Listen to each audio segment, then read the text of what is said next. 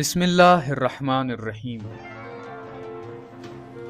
کتاب فلسفہ عشق، مؤلف سید تقی رضا عابدی، آواز احمد عباس غزل، قسمت سوم۔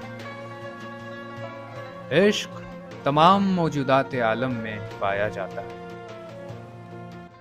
فلاسفہ قدیم کا کہنا ہے جس طرح تمام موجودات کا وجود ذاتی وجود نہیں بلکہ اس کے عطا کردہ علل کی وجہ سے ہے، اسی طرح اس کے کمالات بھی علل کے متقاضی ہیں۔ اگر وہ علل نہ ہو جو انسان کو کمالات کی نشاندہی کرے تو کوئی بھی پست شخص بلندی کے خواب نہیں دیکھ سکتا۔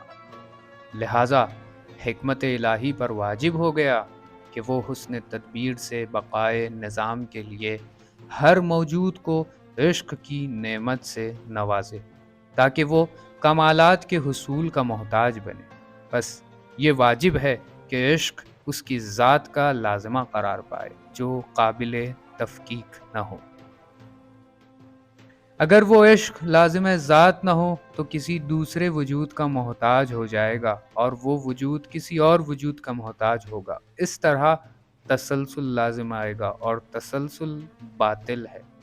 نتیجہ یہی نکلے گا کہ عشق تمام موجودات میں سریان رکھتا ہے۔ یہ بات انسانی وجود ہی سے مخصوص نہیں بلکہ ہر موجود میں جو کمال کا رجحان پایا جاتا ہے وہ عشق ہی کے سبب ہے، اور اس میں کسی کو دو رائے نہیں کہ کمال یابی کی تمنا اگر مخلوقات عالم سے سلب کر لی جائے تو کسی کے بقا کی امید باقی نہیں رہ جاتی۔ ہر قوی فعلیت میں آنے سے پہلے ہی دم توڑ دے گا۔ ہر موجود اپنے ابتدائی مراحل میں ناقص ہوتا ہے۔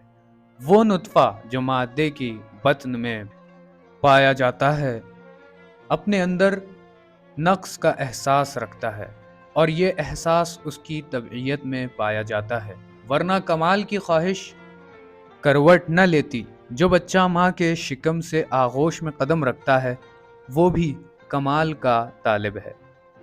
یہ کمال جوئی کا تصور چاہے آگاہانہ کیفیت رکھتا ہو یا نا آگاہانہ، بہرحال پایا ضرور جاتا ہے۔ کسان جو دانہ کشت زار کے سینے میں دفن کرتا ہے وہ بھی بے قراری کے عالم میں سر اٹھاتا ہے۔ آگے بڑھنے کی امنگیں کروٹیں لینے لگتی ہیں۔ عشق اسے آسمانوں سے باتیں کرواتا ہے اور جہاں تک پہنچنے کا امکان ہے بڑھتا ہی چلا جاتا ہے۔ اس طرح کائنات کے ہر چھوٹے بڑے وجود میں عشق اور شوق کا جذبہ موجیں مار رہا ہے۔ حد درجہ ضعف و ناتوانی کے باوجود بھی کمال کے اشتیاق میں تڑپ رہا ہے۔ جب کبھی نقص کا تصور ابھرے اسے مٹانے کے لیے عشق کا جذبہ پیدا ہوگا۔ انسان صنف مخالف کے مقابل اپنے میں نقص پاتا ہے تو اسے دور کرنے کی تگ و دو میں لگ جاتا ہے۔ عین اس بے تابی میں عشق کا سایہ بڑھتا ہے جو شہوت کی آگ کو بجھانے کی خواہش کے ساتھ پھیلتا چلا جاتا ہے۔ لہٰذا بدرجہ اولیٰ اپنے معنوی اور حیاتی نقص کو مٹانے کے لیے آخری سانس تک دوڑ لگاتا ہے اور اپنے پاک اور مقدس عشق کو ظاہر کرتا ہے۔ عالم اسلام کا مشہور فلسفی ابن سینا لکھتا ہے، عشق کا کارواں کمال کی جانب رواں دواں ہے۔ یہ بات مکرر کہی جا چکی ہے کہ کائنات کے ہر ذرے میں یا جمال کا ظہور پایا جاتا ہے یا کمال کا۔ جمال بھی کمال ہی کا دوسرا نام ہے۔ ہر کوئی ایک دوسرے پر سبقت لے جانے کی فکر میں لگا ہے۔ یہی وجہ ہے کہ ہستی مختلف رنگ و روپ میں ظہور کرتی ہے۔ عشق کے اس لامتناہی سفر میں کوئی کمال مطلق اور جمال مطلق سے قریب ہے اور کوئی دور۔ اسی قرب و بعد نے کائنات کو مختلف طبقات میں بانٹ دیا ہے۔ یہ بے جان مخلوق جو آپس میں مادہ اور صورت کی شکل میں گھل مل گئی ہے، یہ سب عشق کا ہلکا سا کرشمہ ہے۔ نامشخص مادہ صورت کے آئینے میں دکھائی دیتا ہے اور ہمیشہ ایک صورت سے دوسری صورت اختیار کرتا رہتا ہے۔ حقیقت حال یہ ہے کہ عشق وحدت کا غماز ہے اور وحدت کی دعوت دیتا ہے، اور ہستی اس سے وحدت کا درس پڑتی ہے۔ اس میں شک نہیں، کچھ ہستیاں ابتدائی درجے میں ہیں اور کچھ اس سے اونچی۔ جوں جوں درجہ بڑھتا ہے وحدت میں بھی ترقی ہوتی جاتی ہے، جیسے عالم نباتات جو عالم جماعت سے زیادہ مرکز وحدت رکھتا ہے، جہاں تغذیہ، نمو اور تولید مثل میں شدید ہم آہنگی پائی جاتی ہے، جو تجلیات عشق کی بدولت تغذیہ اور نمو کا کام اجزائے بدن کی پوری ہم آہنگی کے ساتھ بڑھاتا ہے، اور تولید مثل کا کام اپنی نوع کی بقا ہے۔ اس طرح عشق کا ایک اور جلوہ حیوانی اور انتہائے عروج عالم انسانی ہے، جہاں عشق اپنی پوری آب و تاب کے ساتھ نمایاں ہے۔ عشق کائنات کی خلقت کا سبب ہے۔ خداوند عالم نے اپنے کو محبت سے منسوب کیا ہے، یہی وجہ ہے کہ اس کے ناموں میں الودود بھی ملتا ہے، چنانچہ یہ زبان حال بھی اسی کا ہے، ان اللہ جمیل ویحب الجمال۔ یہی وجہ ہے کہ عرفاء کہتے ہیں کائنات کی خلقت عشق کے سبب ہوئی ہے۔ چنانچہ حدیث قدسی میں ارشاد ہے، کنت کنزا مخفیا فاحببت ان اعرف فخلقت الخلق لکی اعرف۔ بنابراین عشق کا مخفی رہنا ایک امر محال ہے، عشق چھپ کر نہیں رہ سکتا، عشق کا ظہور ہی سبب خلقت ہے، کائنات اس کے عشق کا جلوہ ہے، تب ہی تو کہا جاتا ہے اللہ نور السماوات والارض۔ سلسلہ موجودات کو حرکت حبی یا عشقی کہا جاتا ہے، اور مظہر اول کو حقیقت محمدیہ سے تعبیر کیا جاتا ہے۔ شاید یہی وجہ ہے کہ انبیاء علیہم السلام میں صرف محمد مصطفیٰ صلی اللہ علیہ وآلہ وسلم کو حبیب خدا کہا جاتا ہے۔ بس چمن ہستی کا پھول عشق کی مستی سے سرشار ہے، اور جہان ہستی کی ہر آواز میں عشق کی نغمہ سرائی ہے۔ اس کی خاموشی بھی عشق کے سبب ہے، اور اس کی لب کشائی بھی عشق کے سبب ہے۔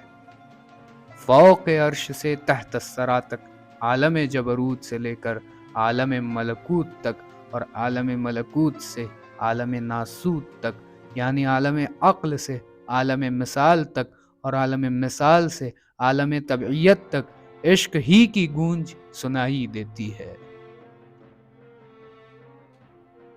ہر سمت عشق ہی عشق ہے۔ کون نہیں جانتا کہ اردو زبان کا شہنشاہ غزل میر تقی میر ایک درویش صفت صوفی تھا، اور ان کے باپ بھی انہی کی طرح صوفی مزاج آدمی تھے۔ میر صاحب اپنی آپ بیتی ذکر میر جو فارسی زبان میں ہے عشق کے بارے میں لکھتے ہیں، میرے باپ مجھے عشق کی تلقین کیا کرتے تھے، عشق الہی سے سرمست ہونے کی تعلیم دیا کرتے، اور یہ کہا کرتے تھے کہ عشق ہی ہے جو کارخانہ کائنات میں تصرف کا حق رکھتا ہے۔ عشق نہ ہو تو گلوں کے چہرے پر نکھار نہ ہو، بے عشق زندگی وبال ہے، عشق پر فریفتہ ہونا کمال ہے، عشق جلتا اور جلاتا ہے، دنیا میں ہر سمت عشق کا جلوہ ہے، آتش سوز عشق ہے، آب رفتار عشق ہے، خاک قرار عشق ہے، باد اضطرار عشق ہے، موت ہستی عشق ہے، حیات ہوشیاری عشق ہے، شب خواب عشق ہے، روز بیداری عشق ہے، مسلم جمال عشق کا، کافر جلال عشق ہے، نیکی قرب عشق ہے، گناہ بعد عشق ہے، بہشت شوق عشق ہے، دوزخ ذوق عشق ہے۔ عشق کا مقام عبودیت و عارفیت، زاہدیت و صدیقیت، خلیلیت و حبیبیت سے برتر ہے۔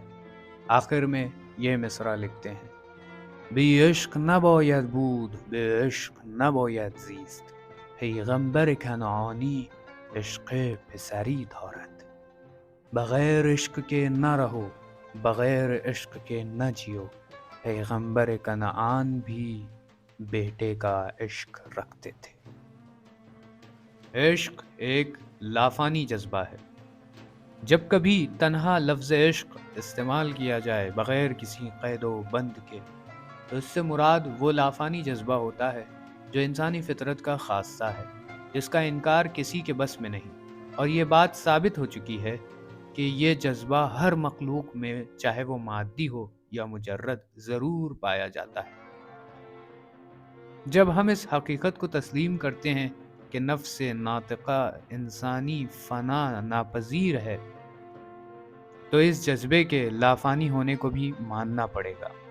ہر انسان اپنے وجدان میں اسے محسوس کر سکتا ہے، لہٰذا جب کبھی لفظ عشق کو مطلقاً استعمال کیا جائے بغیر کسی اضافت کے تو اس کے بارے میں کوئی فیصلہ نہیں دیا جا سکتا کہ یہ اچھا ہے یا برا، قابل تحسین ہے یا مذمت کا حقدار، کیونکہ خارج میں جب بھی عشق وقوع پذیر ہوگا تو کوئی نہ کوئی اضافت ضرور دی جائے گی۔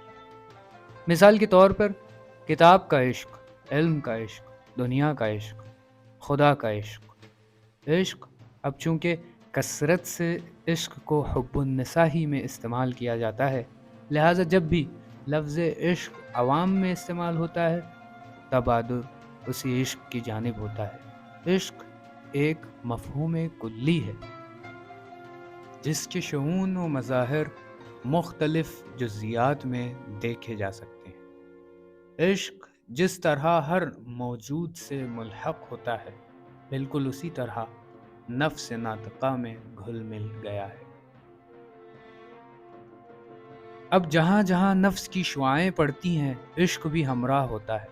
نفس جس طرف تمایل پیدا کرتا ہے عشق کی ہلکی سی جھلک وہاں نمایاں نظر آتی ہے۔